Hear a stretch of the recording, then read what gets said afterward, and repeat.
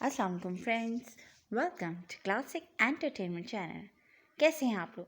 उम्मीद है खैरियत से होंगे। क्या बोर हो रहे?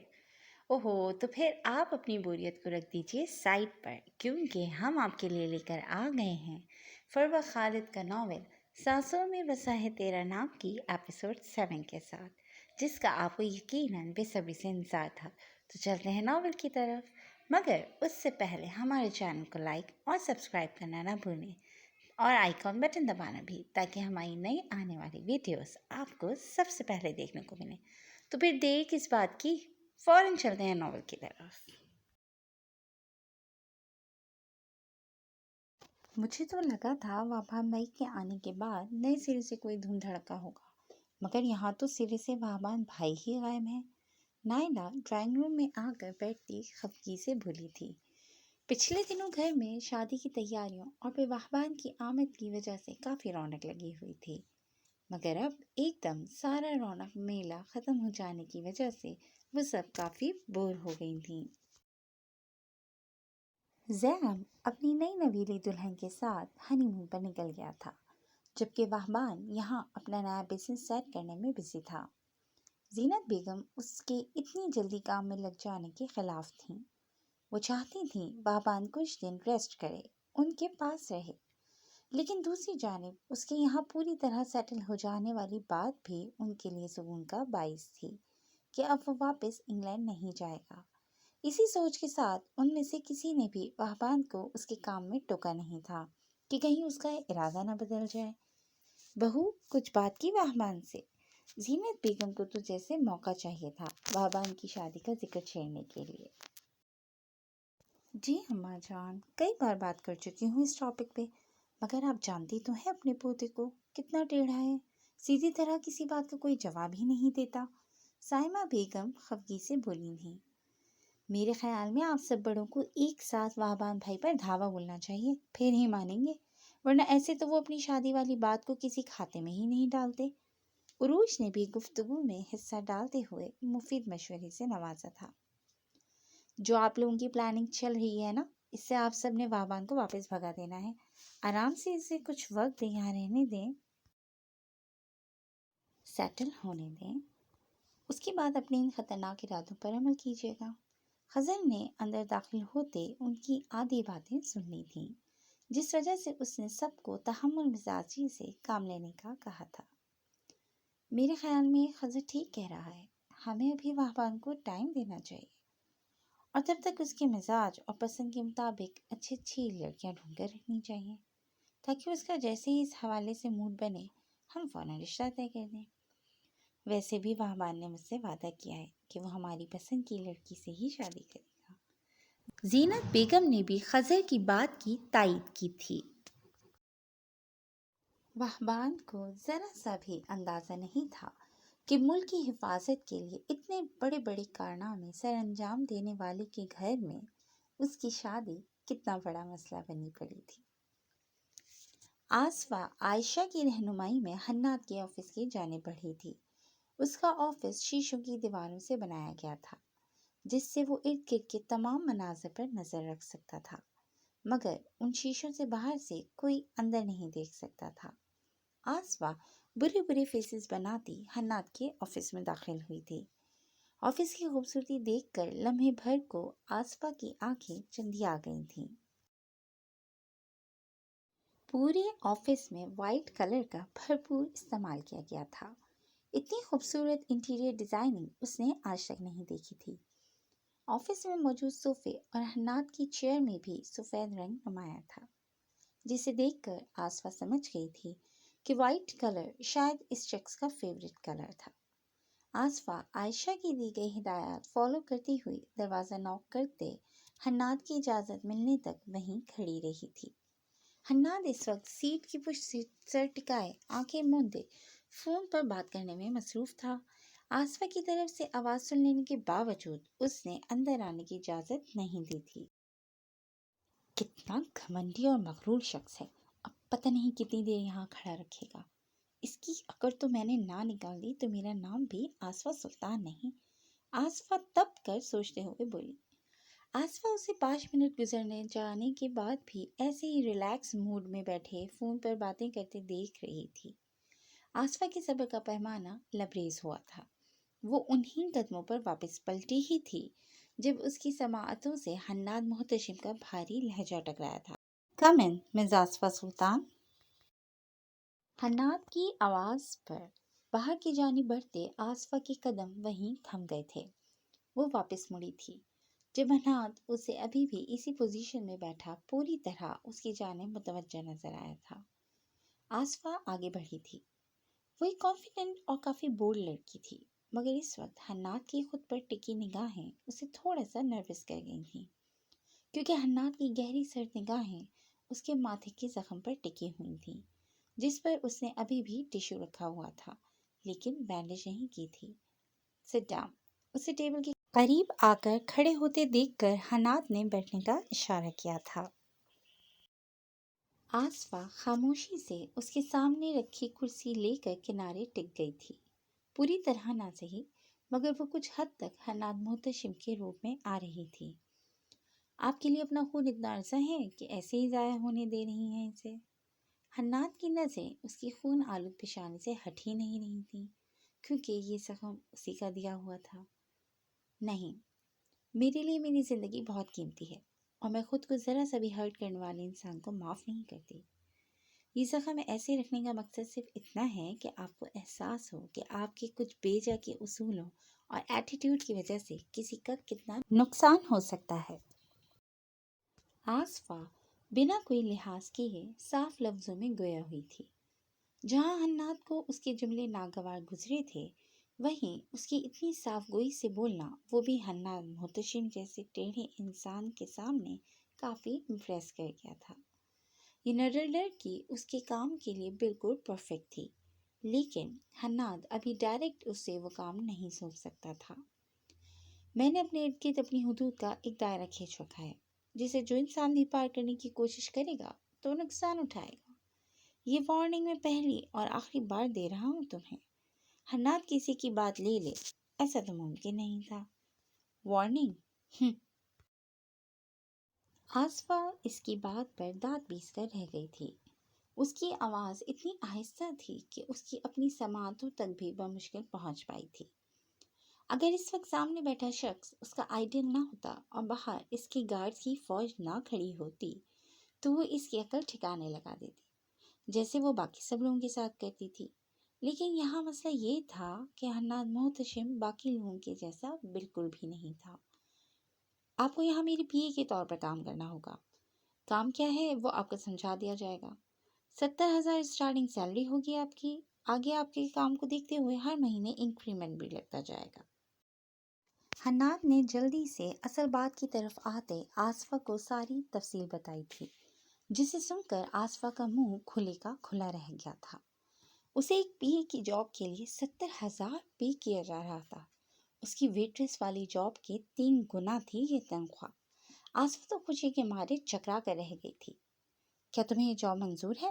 حناد اس کے تاثرات سے بہت کچھ اخذ کر چکا تھا۔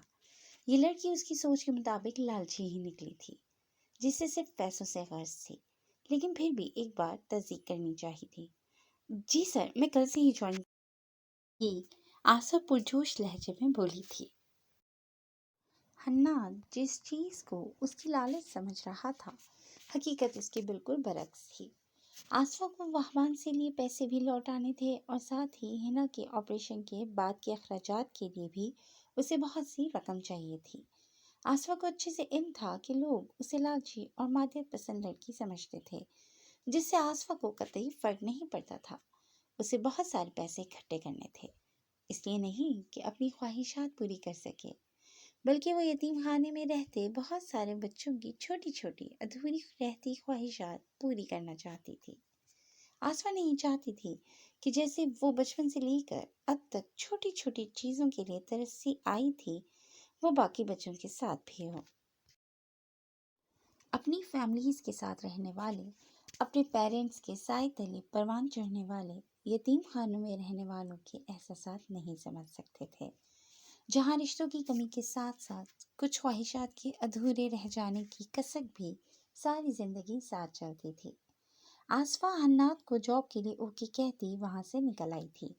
उसे अब ये गुड न्यूज़ हिना को देनी थी और साथ उससे बहुत सारी नसीहतें भी सुननी थी। वहबान के दिमाग से फिल वक्त वो चिप वाली लड़की निकल चुकी थी, या शायद वो खुद ही ये मामला बाद में हैंडल करना चाहता था। अभी उसका पूरा फोकस मुल्क में घुसे उन 5 दहशतगर्दों की गिरफ्तारी पर था, जो आम दहशतगर्द बिल्कुल नहीं थे। उनका ताल्लुक दुश्मन तंजीमों के साथ था। उनका अवाम के बीच में होना बहुत बड़ी तबाही का बायस बन सकता था। किसी भी सूरत 24 घंटों के अंदर उनमें से किसी एक को गिरफ्तार करना ज़रूरी था, वरना वो दहशतगर्द अपने कदम यहाँ मज़ीद मजबूती से जमा लेते और उसके बाद आने वाली तबाही को रोक पाना बहुत मुश्किल हो जाना था। मेजर वहबान का फोकस इस वक्त पूरी तरह शब्बीर खान और उसके कारिंदों पर लगा हुआ था। वो उनकी गिरफ्तारी करके शब्बीर खान के साथ साथ ब्लैक ईगल को भी अलर्ट नहीं करना चाहता था, इसलिए वो पूरी प्लानिंग के साथ ये काम करना चाहता था।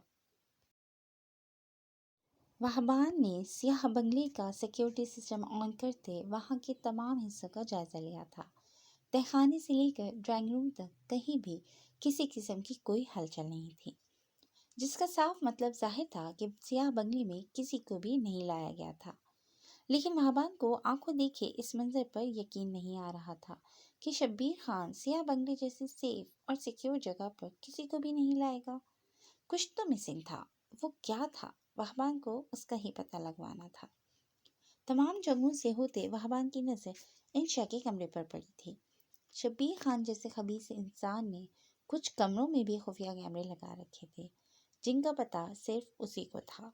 उसका करीबी फर्द बाबर भी इस बात से वाकिफ नहीं था। इंशा के वहम गुमान में भी नहीं था कि उसके कमरे में भी कैमरा लगा हुआ है, जो सिर्फ लाइट ऑन होने पर ही काम करता था, और वो इस वक्त किसी की नज़रों के फोकस में थी। इंशा उसी स्केच बोर्ड पर कुछ बनाती हुई नजर आई थी। बालों को जूड़े की शक्ल में लपेट रखा था, जिसकी वजह से उसकी नाजुक सुराहीदार शफाफ गर्दन नुमाया हो रही थी। कैमरे की जानिब उसकी बैग थी। वहबान की नज़र इंशा से हटती उसके सामने रखे बोर्ड पर पड़ी थी, जिसे देखते वहबान को 100 वोल्ट का करंट लगा था। स्केच बोर्ड पर उसी की तस्वीर बना रही थी वो लड़की। वहबान को इस लड़की ने नकाब में देखा था और अब वो सेम वही सब ड्रॉ भी कर रही थी। लेकिन वहबान ने अचानक गौर किया था कि जिस दिन वो उसके रूम में गया था, तब उसने सियाह रुमाल से अपना चेहरा पूरी तरह ढाँप रखा था, जबकि ये लड़की उसकी जो तस्वीर बना रही थी, उसमें वहबान ने रुमाल से अपना चेहरा ढाँप रखा था। मतलब इस लड़की ने उसे दोबारा भी कहीं देखा था, मगर कहाँ? वहबान अपने ज़हन पर जोर डालने लगा था, जब अचानक उसके दिमाग में झमाका हुआ था। ये तो वही रुमाल था जो उस दिन थाने से निकलकर उस लड़की के पीछे जाते हुए उसने नकाब के लिए इस्तेमाल किया था। तो इसका मतलब वहबान ने जल्दी से मोबाइल निकालते उस ट्रैकर की पोजीशन ढूंढनी चाहिए थी। जब कुछ ही लम्हों बाद रेड डॉट की मौजूदगी पोजीशन वहबान के सारे डाउट्स क्लियर कर गई थी। इस इतने बड़े इंकशाफ पर वहबान का दिमाग भी माफ हुआ था। ये लड़की कितनी शातिर निकली थी। उस दिन उसके सामने मासूम, डरपोक और गूंगे का नाटक करने वाली की असल हकीकत ये थी। वो इस सियाह बंगले की तारीकी का एक भयानक हिस्सा निकली थी। वहबान को खुद पर गुस्सा आया था कि भला उससे इस लड़की को पहचानने में गलती कैसे हो गई थी। लेकिन एक बात जो उसको अभी भी उलझा रही थी कि आखिर इस लड़की ने उस दिन उसके रूम में आने का किसी को क्यों नहीं बताया था। वहबान के उसके रूम से निकलने के बाद भी अगर वो किसी को बता देती तो वहबान का सियाह बंगले से निकलना मुश्किल हो जाता, मगर उसने ऐसा कुछ नहीं किया। कोई तो ऐसी गत्थी थी जो अब भी सुलझ नहीं रही थी, मगर वहबान उसे हर कीमत पर क्लियर करके रहना चाहता था। अब इस लड़की का उसके हाथों बचना आसान नहीं था। वहबान पुरसोच अंदाज में अपना अगला लाया अमल तरतीब देता वहाँ से निकल आया था। सर, तमाम मेहमानों को बहिफाजत महफूज जगहों पर पहुँचा दिया गया है। پاک آرمی کے آفیسرز ہمارے ہاتھوں مات کھانے کے بعد افسر پکڑ کر رو رہے ہیں۔ ایک طرف ان کا اتنا جانی اور مالی نقصان ہوا ہے تو دوسری طرف ملک میں خطرہ مزید بڑھ جانے کا خوف تلوار کی طرح ان کے سروں پر لٹک رہا ہے۔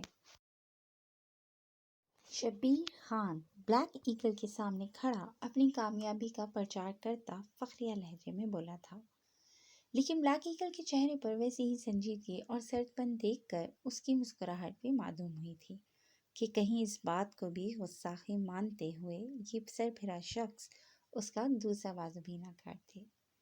اس نقشے کا کچھ پتہ چلا؟ بلیک ایگل کا ٹھٹرا دینے والا اگلا سوال شبیر خان کو اپنی جگہ منجمد کر گیا تھا۔ نہیں سر، مگر میرے آدمی دن رات ایک کیے اسی کی تلاش میں ہیں۔ مجھے اتنا یقین ہے کہ وہ نقشہ پاک آرمی کے ہاتھ نہیں لگا۔ اگر لگا ہوتا تو اب تک وہاں ریڈ پڑ چکی ہوتی، لیکن ایسا کچھ نہیں ہوا۔ اسی لیے میں نے انڈیا سے آئے اپنے پانچویں مہمان کو کچھ سیکیورٹی خدشات کے باعث وہیں پہنچا دیا ہے۔ شبیر خان کی باقی کی بات ابھی منہ میں ہی رہ گئی تھی جو بلیک ایگل کی جانب سے پڑنے والا تھپڑ اس کا چہرہ دوسری جانب موڑ گیا تھا۔ وہ اپنی جگہ سے بالکل لڑکھڑا گیا تھا۔ اس نے خوفزدہ نظروں سے بلیک ایگل کا ایک بار پھر ویسا ہی خطرناک منہ دیکھ کر اپنی سلامتی کی دعا مانگی تھی۔ تمہیں کس نے اجازت دی اتنے اہم آدمی کو اس جگہ پہنچانے کی جس کا نقشہ تمہارے ہی آدمیوں نے غائب کیا ہے؟ جب میں نے 5 سیف لوکیشنز بتائی تھیں تو کیوں اپنی ناکارہ عقل استعمال کی؟ جلدی سے بولو اپنے آدمیوں کو نکلوائیں مکھراج کو وہاں سے۔ اگر اسے کچھ ہوا تو انڈیا کی تنظیم سے ہمارے تعلقات ہمیشہ کے لیے خراب ہو جائیں گے۔ بلیک ایگل تو جیسے پاگل ہو اٹھا تھا۔ بلیک ایگل کے ایک تھپڑ کی وجہ سے شبیر خان کی اس سائیڈ والی آنکھ اب کام کرنا چھوڑ چکی تھی۔ اسے اپنا وہ حصہ سن محسوس ہوا تھا۔ شبیر خان نے خوف سے کانپتے ہاتھوں سے نہ جانے کتنی بار کال ملائی تھی، مگر اس کا وہاں موجود کوئی بھی آدمی فون نہیں اٹھا رہا تھا۔ بلیک ایگل کی آگ اگلتی نظروں سے نکلتے شعلوں سے شبیر خان کو اپنا آپ بھسم ہوتا محسوس ہوا تھا۔ دفع ہو جاؤ، فوراً پہنچو وہاں۔ بلیک ایگل دھاڑا تھا جس پر شبیر خان فوراً وہاں سے بھاگ نکلا تھا۔ عیشا اسکیچ بورڈ پر کپڑا ڈال دی چائے کا مگ اٹھائے آتش دان کے پاس آن بیٹھی تھی۔ آتش دان میں جلتی لکڑیوں کو یک ٹک دیکھتے وہ گہری سوچوں میں کھوئی ہوئی تھی۔ اس نے اب تک بہت ہی مختلف زندگی جی تھی۔ اس کے بچپن سے لے کر اب تک کا وقت اس ایک کمرے میں بند ہو کر ہی گزرا تھا۔ ہوش سنبھالتے ہی وہ جان گئی تھی کہ اس کی پرورش حرام کے بلبوتے پر کی گئی تھی۔ اس کی ماں اور ماموں بے گناہ اور معصوم جانوں کا سودا کر کے اپنے لیے یہ دولت کے مینار کھڑے کر رہے ہیں۔ وہ ان سے بہت کمزور تھی، ان کے ساتھ لڑنے کا حوصلہ نہیں تھا اس میں، اور اگر انہیں پتہ چل جاتا کہ وہ ان لوگوں کے کام سے لا علم نہیں ہے تو اس کی اپنی جان خطرے میں پڑ سکتی تھی۔ اس کی ماں اور ماموں کی یہ بے پناہ محبت کب نفرت میں بدلتی پتہ بھی نہ چلتا، مگر وہ اپنی آنکھوں کے سامنے غلط دیکھنے کے باوجود آرام سے بیٹھی نہیں رہ سکتی تھی۔ پردوں کے پیچھے چھپ کر اس نے شبیر خان کو نہ جانے کتنے لوگوں کی جان لیتے دیکھا تھا۔ جس چیز نے اسے خوفزدہ اور سہمانے کی بجائے مضبوط کیا تھا وہ عہد تھا جو اس نے اپنے دل میں کیا تھا کہ وہ ان لوگوں کو ان کے انجام تک پہنچا کر رہے گی۔ جس میں اس کا ساتھ دیا تھا اس کے ایک خیر خواہ نے، جو آج بھی اس کے ساتھ ہی تھا اور ہر پل اس کی مدد کے لیے تیار رہتا تھا۔ جب بھی اسے ضرورت ہوتی تھی اس کا وہ ساتھی وہاں موجود ہوتا تھا، ہر پل اس کی پشت پناہی کے لیے سرگرم۔ وہبان آج پھر اپنی جان کو خطرے میں ڈالتا سیاہ بنگلے کے اندر کود چکا تھا، جہاں اس کے پکڑے جانے اور مروا دیے جانے کے 90% چانسز تھے، مگر وہ پھر بھی یہ رسک لینا چاہتا تھا۔ اپنے ملک کے لوگوں پر منڈلاتے اس خطرے کو ختم کرنے کے لیے وہ کسی بھی حد تک جا سکتا تھا۔ اس کے لیے 10% چانس بھی بہت زیادہ تھا، کیونکہ میجر وہبان حاتم کو خود پر پورا یقین تھا۔ اس نے بنگلے کی سیکیورٹی کا سارا سسٹم اپنے موبائل میں منتقل کر دیا تھا۔ بنگلے کے اندر داخل ہونے سے پہلے ہی اس نے کیمروں کو فکس کر دیا تھا، جسے شبیر خان کی سیکیورٹی ہیڈز بھی نہیں پکڑ سکتے تھے۔ وہبان کا رخ اسی جانب تھا जहाँ से वो बआसानी इंशा के रूम में दाखिल हो सकता था। उसे बिना किसी की नज़रों में आए ये काम करना था। वो किसी को भी चौकन्ना नहीं कर सकता था। हर तरफ गन उठाए गार्ड्स मुस्तैद खड़े थे। वहमान पिलर्स के पीछे से होता हुआ निहायत ही होशियारी से आगे बढ़ रहा था, लेकिन बीच का रास्ता उसे बिना किसी पिलर के तय करना था। उस एरिया में गार्ड्स की तादाद भी काफ़ी ज़्यादा थी। वहमान आराम से उनकी नज़रों में आ सकता था। उसे चंद सेकंड लगे थे सोचने में। वो ज़्यादा देर यहाँ खड़े होकर मज़ीद खतरा मोल नहीं ले सकता था, जब उसकी नज़र वहाँ साइड पर बनी क्यारियों पर पड़ी थी। ऊपर से जल्दी लाइट्स की वजह से वहाँ लगे पौधों का साया ज़मीन पर पड़ता उस हिस्से को तारीक कर रहा था। वहमान को ये रास्ता क्रॉस करने के लिए ये पौधे बहुत मददगार लगे थे। वो पिलर के पीछे से हटता ज़मीन के साथ लगकर बिल्कुल रेंगते हुए आगे बढ़ने लगा था। वहाँ खड़े गार्ड्स के फरिश्तों को भी इल्म नहीं हो पाया था कि उनके सामने से कोई आदमी गुजर रहा है। वहबान ने 5 मिनट के अंदर रेंगते ये रास्ता तय किया था। वो उस हिस्से तक आन पहुंचा था जहाँ से उसे पाइप के रास्ते ऊपर चढ़कर इंशा के कमरे के टेरेस तक पहुंचना था। कैमरों की नज़र में आने की उसे परवाह नहीं थी। वो उसका पहले ही बंदोबस्त कर चुका था। वहबान ने आज भी सियाह लिबास में मलबूस था और सियाह स्कार्फ से अपना चेहरा ढका हुआ था। उसकी आंखों के सिवा चेहरे का कोई हिस्सा भी नजर नहीं आ रहा था। वहबान की रफ्तार बहुत तेज थी। उसे चंद सेकंड ही लगे थे ऊपर पहुंचने में। वो टेरेस वाले दरवाजे का लॉक तोड़ता खामोशी से अंदर दाखिल हुआ था। उस दिन की निस्बत आज कमरा रोशन था। वहबान ने एहतियात के पेश नज़र पहले अंदर झांकते हुए कमरे में सिर्फ इंशा के ही होने की तस्दीक की थी। बेड बिल्कुल खाली था, जबकि वो हसीन दुशीज़ा उसे स्टडी टेबल पर बुक्स के ऊपर सर रखे होश व खर्च से बेगाना बैठी नजर आई थी। वहबान सबसे पहले दरवाजे की जानिब बढ़ा था। दरवाजे को डबल लॉक करते उसने अपनी तसल्ली की थी और फिर उसने कदम इंशा की जानिब बढ़ा दिए थे। उसने कभी नहीं सोचा था कि वो ऐसी गैर इखलाकी करते किसी अनजान लड़की के कमरे में यूं रात के इस पहर आएगा, मगर ये उसका काम था और वो ऐसा करने पर मजबूर था। उसकी छठी हिस्स कह रही थी कि ये लड़की उसके लिए फायदेमंद साबित हो सकती है।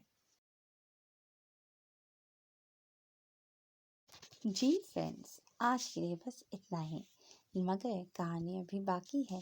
कैसी लगी आपको आज की एपिसोड? यकीनन भगवान की तरह आप भी हैरान रह गए होंगे इंशा के बारे में जान। तो चलिए फिर नेक्स्ट एपिसोड के साथ जल्द आपके सामने हाजिर होंगे। तब तक के लिए अल्लाह हाफ़िज़। अपना ख्याल रखिएगा।